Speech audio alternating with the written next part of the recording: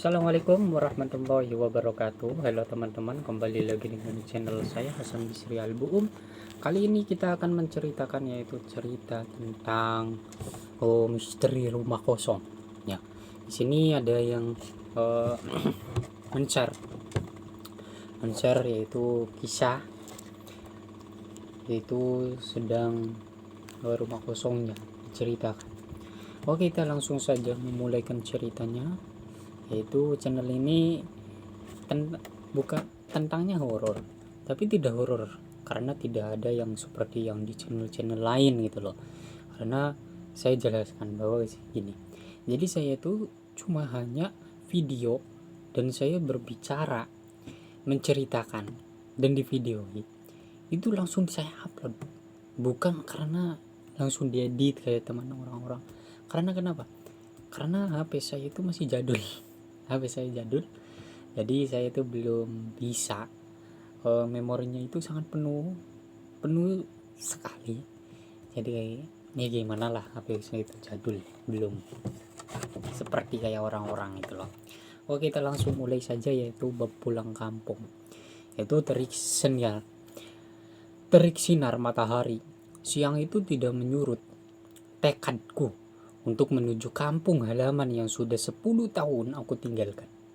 Dengan naiki bus jurusan Singkawang, aku dan pangeran kecil Kujidan duduk manis menikmati perjalanan sekitar 3 jam menuju kota tujuan. Kulemparkan pandanganku jauh keluar jendela. Takut terasa air mataku mengambang. Teringat sangat peristiwa yang terjadi dalam hidupku. 10 tahun silam, aku beserta ayah dan ibu meninggalkan kampung halaman menuju ke kota Pontianak. Dikarenakan ayah mendapatkan pekerjaan pada sebuah perusahaan swasta dengan gaji yang lumayan besar. Di sana kami mendapatkan mes, perumahan sebagai tempat tinggal bagi para karyawan. Tapi sayang sekali, baru saja 6 bulan kami menempati rumah tersebut, ibuku mulai sakit-sakitan. Ayah sebagai suami yang sangat bertanggung jawab terhadap istri tidak tinggal diam. Ibu di antara berobat dari medis sehingga non medis, akan tetapi nasib berkata lain. Setelah 2 tahun telah berjuang berusaha melawan penyakit, akhirnya ibu harus menyerah kepada takdir karena Yang Maha Kuasa telah mengambil ibu kembali ke pangkuan Sang Ilahi. Itulah saat paling menyedihkan yang terjadi dalam hidup. Ditinggal ibu tercinta, pergi untuk selamanya. Jangan menangis terus, Jihan. Namanya itu Jihan. Doakan yang terbaik untuk ibumu, ucap ayah sambil mengelus rambut Jihan dengan lembut. Kata-kata itu selalu terngiang di telingaku. Setahun waktu berlalu, aku dan ayah hidup tanpa ibu. Meski luka itu tetap ada, tapi harus ikhlas. Luka itu sedikit terobati ketika aku bertemu dengan seorang laki-laki tampan bernama Farhan, yang beberapa bulan saja langsung menghalalkan aku menjadi seorang istri. Di depan sang ayah, Bang Farhan berjanji akan menjagaku hingga akhir hayatnya. Apa anak Farhan benar-benar serius untuk melamar Jihan? Tanya ayah saat itu. Bang Farhan menjawab dengan angguhkan kepala mantap. Ya om, saya berjanji akan menjaga Jihan dengan baik dan akan berusaha membahagiakannya semampuku dan seumur hidup saya. Akhirnya, selang 2 bulan kemudian pernikahan sederhana kami pun dilangsungkan dengan hanya mengundang sanak keluarga terdekat serta beberapa teman-teman akrab saja. Tapi meskipun sederhana namun sangat terkesan, itulah kata yang bisa dilukiskan dalam acara resepsi pernikahan kami.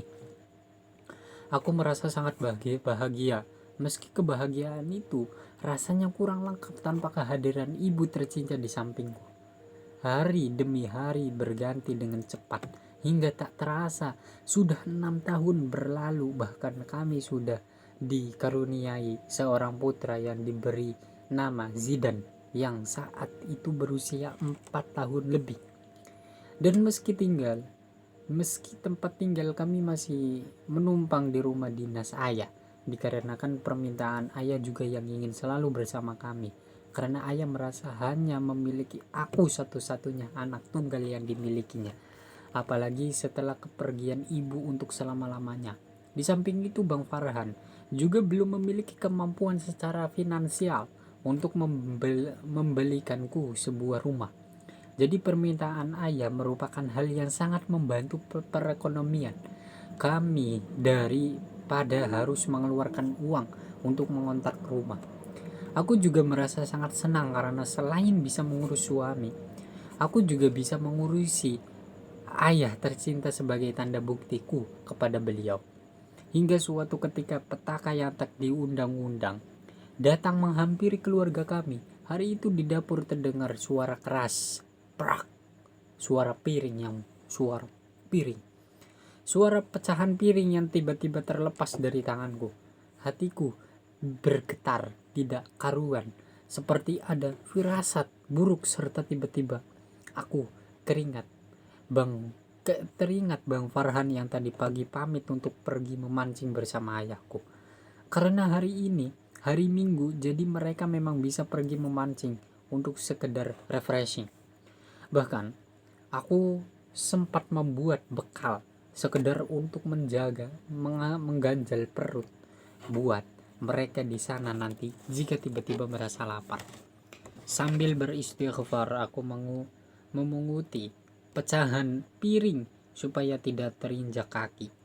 Dan sakit sekali, tanganku tertusuk pecahan kaca.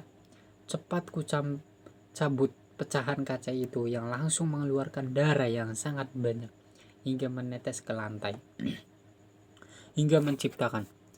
hingga menciptakan merah segar di lantai ubin putih dapur rumahku. Kemudian ku balut luka dengan potongan kain lap bersih yang kebetulan ada di atas meja di sampingku supaya darahnya segera berhenti. Setelah itu aku lanjut membersihkan lantai hingga bersih dari semua serpihan kaca serta noda darah.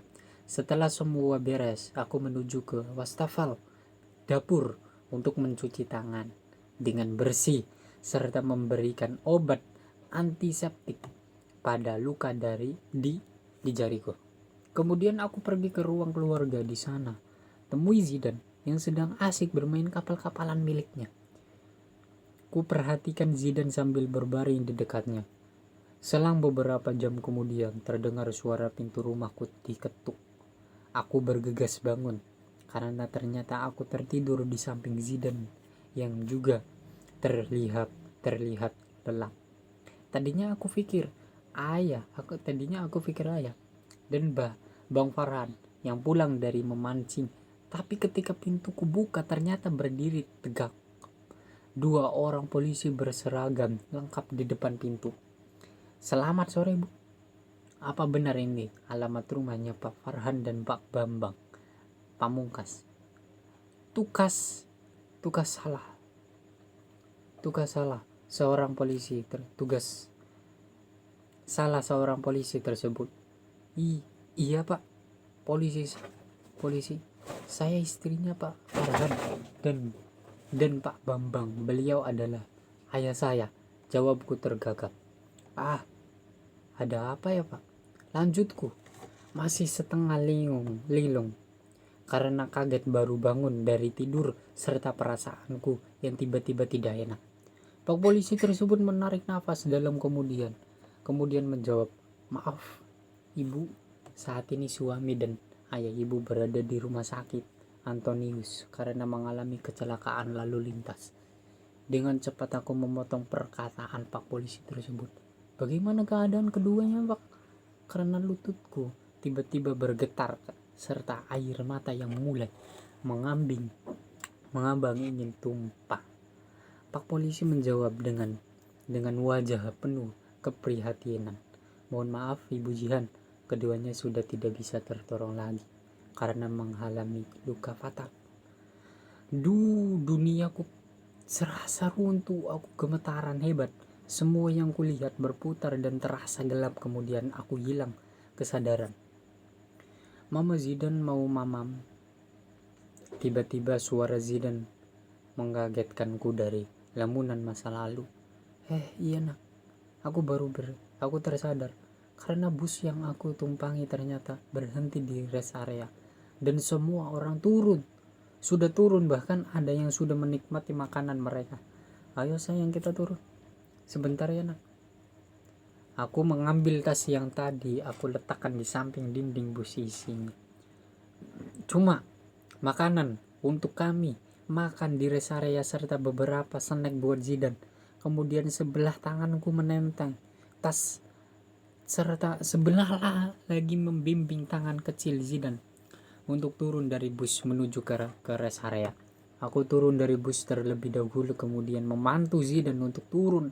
Akan tetapi aku merasa kesulitan karena hanya mengandalkan satu tangan. Tiba-tiba terdengar suara bariton dari belakangku. Maaf mbak, boleh saya bantu? Seketika aku menoleh dan terlihat sosok simpatik laki-laki tampan berkulit putih bersih dengan menggunakan setelan muslim berwarna biru yang terlihat sangat kontras dengan warna kulitnya. Oh iya, terima kasih. Jawabku agak tergagap sambil beranjak membiarkan. Laki-laki tersebut membantu menurunkan Zidane. Dengan sigap dia menggendong Zidane serta menurunkannya di sampingku. Sekali lagi terima kasih ya bang. Zaki. Nama saya Zaki mbak. Tugas laki-laki simpatik tersebut mengenal dirinya. Oh iya bang Zaki, maaf merepotkan. Kembali aku melanjutkan perkataanku. Iya mbak. Sama-sama, balasnya sambil tersenyum. Oke, ini part yang pertama. Nanti selanjutnya akan menjadi part yang keduanya di video selanjutnya. Oke, good.